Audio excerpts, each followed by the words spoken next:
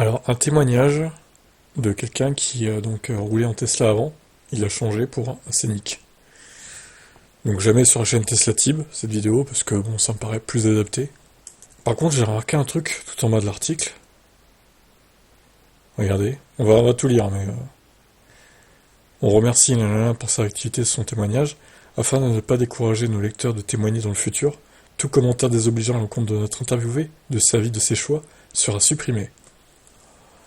Eh ben vous savez quoi, je trouve ça dommage. Je trouve ça dommage parce qu'au final, les gens ont le droit de donner leur avis sur le choix de cette personne. Et pourquoi supprimer, je trouve... Alors c'est des insultes, oui. Évidemment, on supprime.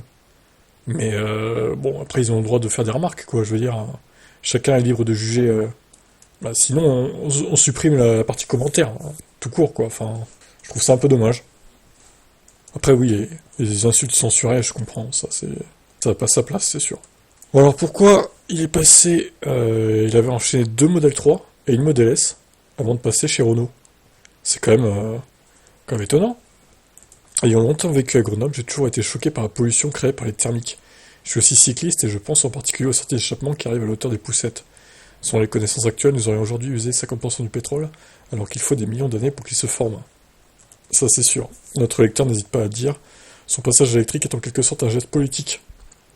Je lis les commentaires concernant les publicités de VE, des automobilistes qui n'ont jamais essayé ces voitures les dézinguent. Si le pot d'échappement sortait au milieu du volant, il passerait vite à l'électrique. J'aime bien le commentaire là. Exact. Peut-être que les thermiques neufs polluent moins, mais ils polluent encore un peu. Ça sera de pire en pire en vieillissant, et dû au manque d'entretien. Une voiture diesel achetée aujourd'hui, c'est 10 ou 15 ans de pollution, et même plus en s'en débarrassant ensuite sur un autre continent. Ouais, à mon avis, c'est pour ça qu'ils ont dit on verra les commentaires désobligeants, parce que lui, il s'en prend aux thermiques et aux anti-VE en plus, donc ils savent que ça peut créer le buzz, quoi. Ça peut amener une haine de personnes qui commentent. J'avais immédiatement effectué une réservation lors de sa sortie pour la Model 3, puis je l'ai annulée avant de passer commande environ un an plus tard, fin 2019. Musk a profondément réussi à faire changer les règles au niveau de l'automobile. Je m'étais dit à l'époque que plus il y aurait d'automobilistes à passer commande une Tesla, plus les autres constructeurs seraient contraints à réagir. Alors, moi ce que je me demande, c'est que depuis 2019, il a changé 4 fois de voiture. Du coup, c'est parce que c'est la quatrième, là, c'est le Scénic, c'est la quatrième. Ça fait beaucoup, là, non? Comme le même, là, hein. 18 mois après, j'ai acheté le nouveau modèle avec une meilleure autonomie, une bonne isolation phonique, grâce au double vitrage sur les vitres avant, et la pompe à chaleur. J'ai revendu ces 2 voitures à des amis, en étant satisfait qu'elles tracent leur route dans l'occasion. La suivante a été une Model S, c'était un modèle de deuxième génération. On peut dire que ça a été un achat plaisir, mais j'ai dû attendre environ 2 ans. Je l'avais commandé en 2021, mais reçu seulement en mars 2023. J'ai été pris dans un arrêt temporaire de livraison. Au redémarrage, c'est d'abord le marché américain qui a été servi. Alors, juste parenthèse, moi, on vient me casser les couilles parce que j'ai gardé 4 ans le Kona, j'ai pris un Niro à la place, et lui, en 4 ans, il a changé 4 fois de voiture. Hein. Donc bon, les haters, hein, fermez-la, quoi. Hein. Olivier a particulièrement bien apprécié sa Model S. C'est un véhicule puissant qui se comporte très bien, mieux fini que la Model 3, avec un écran devant soi. Je préfère les berlino SUV.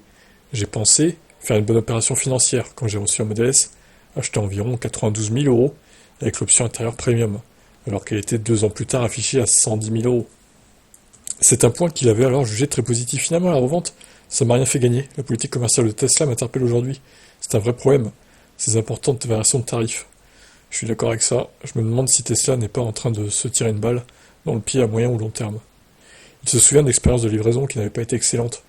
Au moins, on ne m'a pas laissé découvrir la voiture devant des vidéos, comme avec les Model 3. Une personne sympa m'a expliqué, pendant 30 minutes, le fonctionnement du véhicule. Mais c'était au cul d'un terrain vague, dans une zone d'activité au nord de Lyon, où une tente avait été dressée. Une expérience vraiment étrange. Je veux bien le croire, ouais. Un jour, un ami m'a demandé ce que j'en pensais de la Model S. J'ai alors réalisé qu'elle n'était pas adaptée à mon usage. Ça reste une voiture encombrante, qui n'est pas faite pour la France. Je ne vais plus dans les parkings souterrains dans le sud, et en particulier à Montpellier. J'ai abîmé toutes mes jantes. J'ai parfois la possibilité d'utiliser un box. Mais j'avais pas plus de 3 cm de marge de chaque côté. Avec les rétros, j'ai déjà accroché. En même temps, c'est un paquebot, la Model S. Elle est super grosse, quoi. Donc, il y a eu ce gravillon sur le pare-brise 2 ou 3 jours après, le vitrage s'est fendu. Tesla a remplacé. Ça m'a privé de GPS pendant 6 mois. J'ai dû aller plusieurs fois dans un Tesla Center avant qu'il trouve le problème. A priori, le faisceau GPS avait été touché, 4 mois de délai pour recevoir la pièce. Le SAV est vraiment catastrophique. À la poisse qu'il a eu là, ça a niqué le faisceau GPS quoi, le gravillon. Et le Valor Yoke n'a pas été un souci pour notre lecteur. En revanche, l'absence de commodo de clignotant était un problème pour moi. Et moi je vous le dis, hein, ça sera un problème pour moi je pense aussi, même si vous me dites, les Tesla Boys on s'habitue. Ah je sais pas, hein. C'est quand même particulier. Hein. Dans les ronds-points avec les boutons, le volant, dans tous les sens, je ne savais plus où j'étais. Et ce détecteur de pluie qui déclenche les essuie-glaces en passant sous les platanes, mais pas quand il pleut. Pas mal. Aussi l'absence de détecteur pour se garer a fait que j'ai déjà touché. Aujourd'hui, il est déçu du comportement d'Elon Musk. C'est une des motivations qui m'ont poussé à quitter Tesla. Je suis pas contre la marque, je reconnais le rôle qu'Elon a eu pour le développement des VE, et pour cela je lui tiens mon chapeau. Mais la stratégie du constructeur devient inquiétante. Des robots taxis mais pas de modèle 2. C'est une vision très californienne. En perte de vitesse, Tesla devrait s'attaquer au cœur du marché. Je suis absolument d'accord avec ce qu'il a dit là, pour le coup. La marque ne représente plus pour lui des voitures d'exception. On en voit partout aujourd'hui des modèles Y et des modèles 3. Et pour ne pas payer plus cher, elles sont souvent blanches, comme les Renault 5 à l'époque. Si on met plus de 40 000 € dans une voiture, c'est quand même pour avoir aussi quelque chose de différent. Ouais, mais le prix des couleurs, très cher aussi chez les Tesla. Hein. Plus cher que bon nombre de ses concurrents, hein. Faut aussi le dire. Hein. Avec le mode Inouï, la puissance est phénoménale. La capacité d'accélération peut surprendre les automobilistes, ce qui permet de remonter rapidement une fuite de voiture. Mais si quelqu'un déboîte, ah bah, c'est le crash assuré quoi. Je ne roule pas sauvagement, mais je suis plus calme avec le Renault Scénic qui offre déjà de belles performances. Pourquoi prendre une Renault électrique? Ah oui, passer de Tesla à Renault, ça va en choquer certains, je pense ici. Hein. J'étais plus super content de rouler en Tesla, j'avais plus confiance. En particulier parce que le constructeur n'a jamais répondu à mon courrier recommandé quand j'ai eu le problème avec le GPS. Renault, c'est un peu le choix du cœur. Une marque familiale, celle des voitures de mon père, de mon grand-père et de mes oncles. Ouais, la voiture de Monsieur Tout-le-Monde, quoi. C'est le premier modèle électrique d'une grande marque française à dépasser les 600 km WLTP. Cette voiture est donc adaptée à mon usage. En plus, elle est fabriquée en France, je la trouve chouette. Et dans autant audiophile, l'environnement sonore est très important dans mon choix. Le système à main de Cardone du Scénic est vraiment très bon et me donne entière satisfaction. Je suis tellement habitué au fonctionnement de Tesla que j'en ai oublié le bon accueil auquel on peut s'attendre dans une concession. Alors que la commerciale cherche à me convaincre, je lui ai rapidement répondu que de toute façon j'allais acheter le Renault Scénic. Pendant 20 minutes d'essai, j'ai été surpris par l'ambiance à bord et les progrès réalisés par Renault en matière de finition. Ça fait du bien de retrouver un vrai volant et un encombrement du véhicule qui me convient. Cette voiture est confortable, bien sonorisée, elle accélère bien, je n'ai pas eu besoin de prendre d'options. Le rouge 6 saillant était la couleur de série. Ah ouais, c'est de série le rouge comme ça? Ok. Moi, si je devais prendre un Scénic, je le prendrais pas rouge quand même. J'aime pas trop le rouge. Mais ok, bah, ça change du blanc, du noir, du gris. Pas mal, pas mal. Avec ma manière de conduire en empruntant beaucoup d'autoroutes, c'est pour, et sous réserve de mieux le connaître, j'ai environ 400 km d'autonomie avec le Scénic, à peu près comme sur le modèle 3, qui avait quand même moins de batterie, on précise. Mais bon, le Scénic, hein, c'est connu qu'il consomme pas mal quand même. Hein. Il est pas hyper efficient, quoi. Même si c'est pas une catastrophe non plus, mais il est dans la moyenne un peu basse. Avec la Model S, j'avais de l'ordre de 500 km à une efficience incroyable. La conso, je suis autour de 17,8 kWh au 100 avec la Model S sur les 33 000 km. Alors qu'elle a été chaussée de pneus 6 mois de pneus hiver et que j'ai fait bien 50% d'autoroute. Le Scénic consomme davantage que la Model S.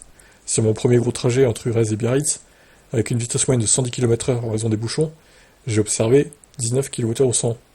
Sur le réseau secondaire, je suis à 14. Sur un trajet de 95% d'autoroute à 130 km/h, j'étais à 21,8 kWh au 100. Alors, j'ai pas compris là, il y a un problème au niveau de la conso. Je dirais que c'est 21,8 à 130, hein, de toute façon. Bon, après, ils consomment pas tant que ça, mais c'est plus que les Tesla, c'est sûr, quoi. Comparatif avec l'autopilote. J'avais l'autopilote avancé sur Model S. Pour déboîter, il fallait normalement juste mettre le clignotant. Mais parfois, la voiture ne le faisait pas, car elle pensait qu'un véhicule, arrivant derrière, était trop proche, ce qui n'était toujours pas le cas. Elle prenait aussi trop de temps pour se rabattre, et dès qu'on touchait à une commande, par exemple le volant, l'autopilote se désactivait, vraiment désagréable.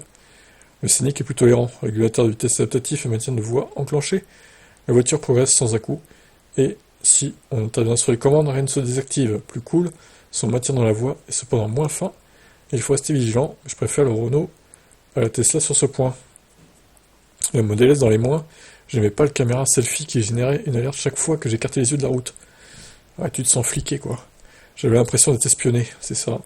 J'avais le toit vitré aussi sur le Model 3, c'est sur le Scénic que c'est le mieux, avec l'assombrissement qui permet de regarder le soleil.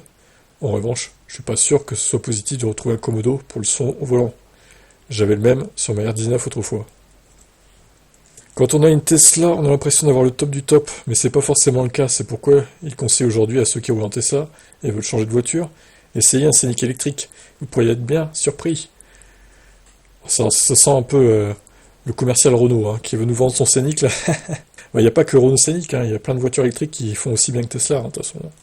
Les cibles pour vos Scénic et i3008, ce sont les utilisateurs de Tesla Model 3 Y. Ce sont déjà des automobilistes, donc pas besoin de les convaincre de rouler électrique. Réfléchissez aux arguments que vous pourriez développer pour cela. Il faudrait que les vendeurs soient formés dans ce sens.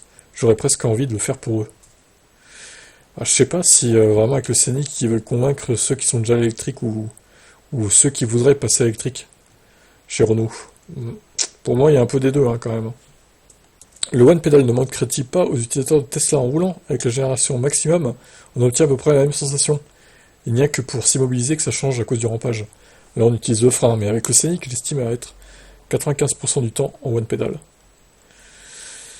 Bon, voilà, écoutez, il regrette pas du tout d'avoir changé Tesla pour être passé chez Renault, visiblement. Je pense qu'ici, il y en a qui ça va choquer, ils seraient... En aucun cas, certains ici changeraient, surtout pour un Scénic électrique, mais bon, c'est son choix, il faut respecter, hein. Les arguments qu'il avance sont plutôt bons, je trouve. Et ce qui l'a dégoûté, c'est un peu le comportement de Musk et le SAV pourri de Tesla. Mais il a quand même eu 3 Tesla, donc je pense qu'il est quand même... il peut juger de la qualité des véhicules, etc., quoi. En plus, il a eu 2 Model 3 différentes et une Model S, donc voilà, c'est pas un newbie, quoi. Votre avis sur son choix, quel est-il selon vous?